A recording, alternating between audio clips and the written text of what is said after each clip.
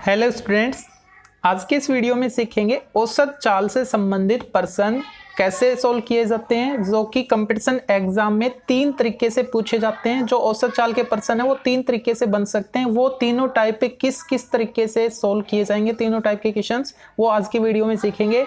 लेकिन मैंने आपको बताया कि कॉन्सेप्ट आपको एक ही अप्लाई करना है तीनों में, और वो कॉन्सेप्ट आपका यही है जो मैंने फॉर्मूला लिखा है औसत चाल का। औसत चाल को मैंने लिखा है एवरेज वेलोसिटी। ओके, वो क्या होगी? कुल दूरी बटा कुल समय, किसी वस्तु द्वारा तय की गई कुल दूरी बटा उस दूरी को तय करने में टोटल कितना टाइम लगा, वो नीचे। ठीक है, और ये आप जानते हो चाल बराबर दूरी बटा समय होता ही है। चाल बराबर दूरी बटा समय, वहां से ये फॉर्मूला पुटअप हुआ है। औसत चाल बराबर कुल दूरी बटा कुल समय, चाल बराबर दूरी बटा समय होता है। ठीक है, अब यहां से आपको कभी दूरी अगर निकलवाए तो दूरी को क्या निकालोगे आप? चाल गुणा समय हो जाएगा, इधर आके चाल गुणा समय। ठीक है, और अगर आपसे समय पूछे तो क्या आएगा? दूरी बटा चाल। ठीक है, एक ही फॉर्मूले से बाकी 2 फॉर्मूले और आ गए। कौन से वाले फॉर्मूले से? इस चाल वाले फॉर्मूले से। चाल बराबर दूरी बटा समय होता है, दूरी क्या होगी फिर? चाल गुना समय, समय बराबर दूरी बटा चाल। ये चाल, दूरी और समय में रिलेशन है। ठीक है, कोई भी एक आप लिखोगे तो ये भी तीनों में रिलेशन बता रहा है, ये भी। ओके, एक ही फॉर्मूले से ये दोनों फॉर्मूले आए हैं। ठीक है, अब किस किस टाइप के क्वेश्चंस बनते हैं तो उनको देखते हैं। पहला टाइप क्या है? यदि किसी वस्तु द्वारा d1 दूरी t1 समय में और d2 दूरी t2 समय में तय की जाए तो औसत चाल क्या होगी? तो उसके लिए आपको ये फॉर्मूला याद रखना है, वेलोसिटी, एवरेज वेलोसिटी यानी औसत चाल। देखो मैंने क्या बताया था? चाल बराबर दूरी बटा समय। तो दूरी कितनी है? कुल दूरी आ गई यहाँ पे। जैसे कि आप पे पीछे देख के आए, औसत चाल जो था, औसत चाल क्या था? कुल दूरी बटा कुल समय। यहां से कुल दूरी बटा कुल समय, तो वही मैंने वहां पे अप्लाई किया है। कुल दूरी मतलब जितनी दूरी तय की गई, d1 दूरी और d2 दूरी तय की गई, तो d1 प्लस d2 ये हो गई कुल दूरी बटा कुल समय। समय क्या? इस दूरी के लिए t1 और इस दूरी के लिए t2 टाइम, तो कुल समय यानी दोनों को प्लस किया मैंने। ठीक है, अब प्रश्न आप साइड में देख रहे हैं, मैं पढ़ देता हूं। यदि किसी वस्तु द्वारा 20 मीटर की दूरी 10 सेकंड में तथा अगले 40 मीटर की दूरी 20 सेकंड में तय की जाए तो औसत चाल क्या होगी? अब देखो 2 दूरियां हैं, d1 20 मीटर, तो यहां पे लिखा मैंने d1 बराबर 20 मीटर, और d2 दूसरी दूरी देखो 40 मीटर है। d1 दूरी को तय करने में जो समय लगा उसको मैंने t1 लिखा, वो t1 कितना रखा है? 10 सेकंड है। और d2 दूरी को तय करने में जो समय लगेगा t2, वो समय आपको रखा है 20 सेकंड। ठीक है, 20 सेकंड। अब औसत चाल क्या होगी? तो औसत चाल के लिए ये फॉर्मूला आपके पास है, दोनों दूरियों को प्लस करो। दूरी क्या है? d1 और d2 यानी 20 प्लस 40, और नीचे 10 प्लस 20, कुल समय 10 प्लस 20।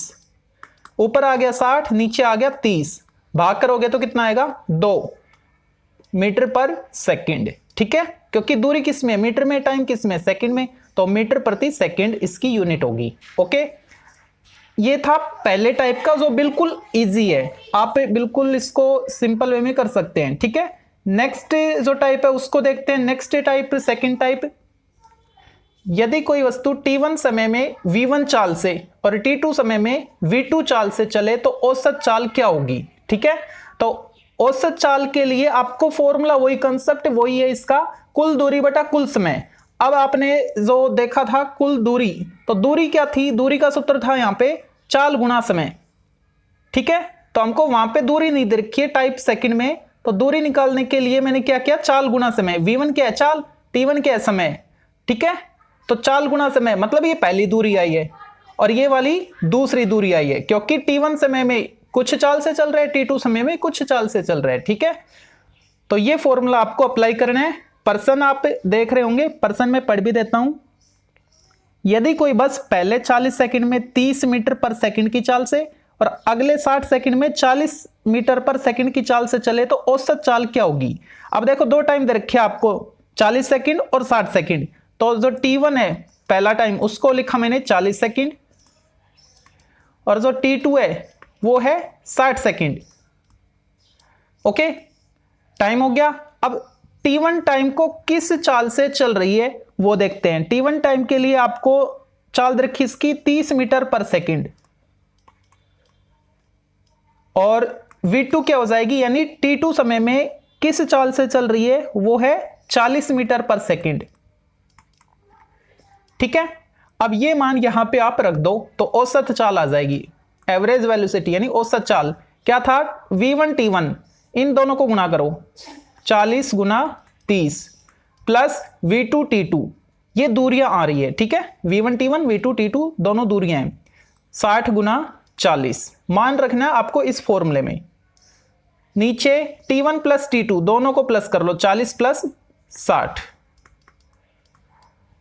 तो ये आएगा 4 तिये 1200 और ये 6 चौके 2400 और नीचे पूरे 100, ये हो गया 3600 और नीचे 100, तो 2 जीरो कट चुकी हैं। उत्तर क्या आया, 36 मीटर पर मिनट। ओके, तो ये उसकी औसत चाल होगी। अगला जो टाइप है उसको देखते हैं।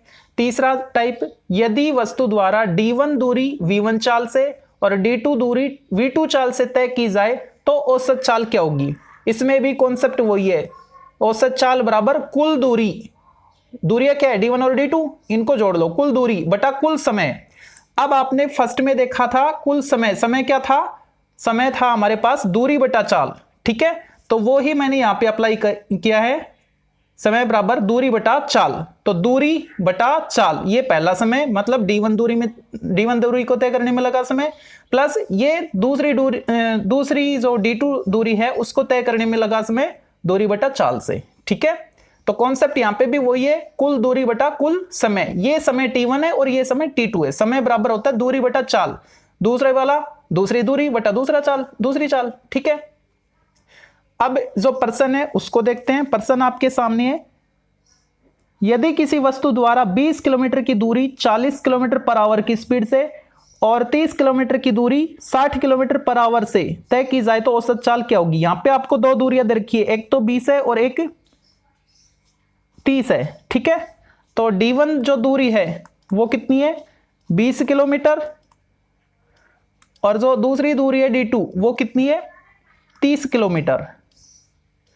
अब इन दूरियों को तय करने के लिए चाल भी दे रखी है। d1 दूरी को तय करने के लिए जो चाल है उसको मैंने v1 लिखा, v1 क्या है यहां पे 40 किलोमीटर पर आवर, और d2 दूरी को किस चाल से तय किया उसको मैंने v2 लेट किया और वो आपको दे रखा है 60 किलोमीटर पर आवर। ठीक है, तो एवरेज वेलोसिटी क्या होगी, औसत चाल क्या होगी, इसमें आपको मान रखना है d1 प्लस d2 दोनों दूरियों को प्लस कर दो, 20 प्लस 30, और नीचे क्या d1 अपॉन v1 20 बटा 40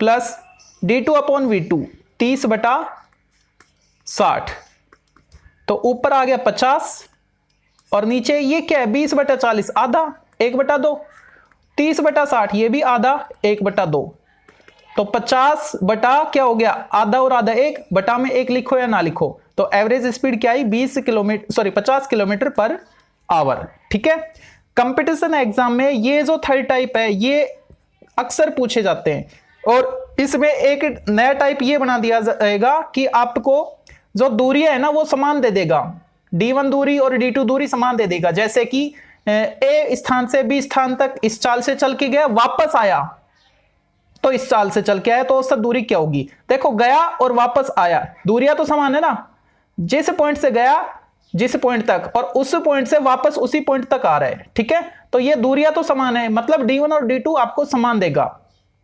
तो उस केस में आपको क्या करना होगा, उस केस में आप ये फॉर्मूला अप्लाई कर सकते हो, वेलोसिटी एवरेज, एवरेज वेलोसिटी यानी औसत चाल क्या, 2 जो आपको दूरियां देगा ना वो समान देगा। हो सकता है ये बोल दे कि समान दूरी से जा रहा है लेकिन चाल तो अलग अलग है ना, तो 2 into v1 v2 upon v1 plus v2, गया जब इस चाल से आया जब इस चाल से, कब जब दूरियां समान हो, दोनों दूरियां समान हो, तो आपको ये फॉर्मूला अप्लाई करना है। ठीक है, और अगर 3 दूरियां दे दे जैसे कि a से b तक, इस तरीके से गया कि यहां से ये मान लो c पॉइंट है, ये d पॉइंट है, यहां से यहां तक v1 दूरी से, यहां से यहां तक v2 दूरी से, और d से b तक v3 चाल से। ये क्या चाल है?